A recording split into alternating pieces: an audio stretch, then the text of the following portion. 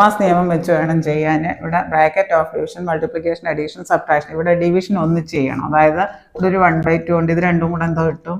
Plus 1/2 into 2/1. രണ്ടാമത്തെ fraction തിരിച്ചിട്ട് ഗുണിച്ചാൽ മതി. ഒരു ഫ്രാക്ഷൻ കൊണ്ട് ഡിവൈഡ് ചെയ്യാൻ പറയുമ്പോൾ അത് തിരിച്ചിട്ട് ഗുണിക്കുക.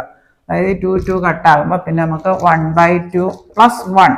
1നെ നമുക്ക് 2/2 എന്ന് എഴുതാം. ഈ ഛേദത്തിന്റെ രൂപത്തിൽ എഴുതാം. അതായത് 1/2 പ്ലസ് 2/2. അതായത് ഛേദം രണ്ടും ഒരുപോലെ ആയതുകൊണ്ട് മുകളിലും കൂട്ടി എഴുതിയാൽ മതി. 1 + 2/2. അതായത് 3/2 കിട്ടും. ഓപ്ഷൻ എ ആണ് ഉത്തരം. ഇവിടെ ഇത് ബോട്ട്മാസ് നിയമം വെച്ച് ഇത് ഈ 1/2 പ്ലസ് 1/2 ഡിവൈഡഡ് ബൈ 1/2 ഒന്ന് ചെയ്യുക. അത് തിരിച്ചിട്ട് ഗുണിക്കുക. 1/2 ഇൻറ്റു 2/1.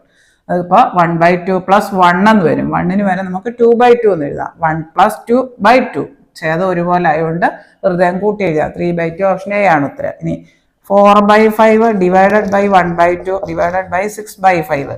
ആദ്യത്തെ ഫ്രാക്ഷൻ അങ്ങനെ തന്നെ എഴുതുക. ബാക്കിയെല്ലാം തിരിച്ചിട്ട് ഗുണിച്ചാൽ മതി. ഇങ്ങനെ മൊത്തം ഡിവിഷൻ ആയതുകൊണ്ട് ഫ്രാക്ഷൻ വരുമ്പോൾ 2/1 ഇൻറ്റു 5/6. 5 കട്ടായി.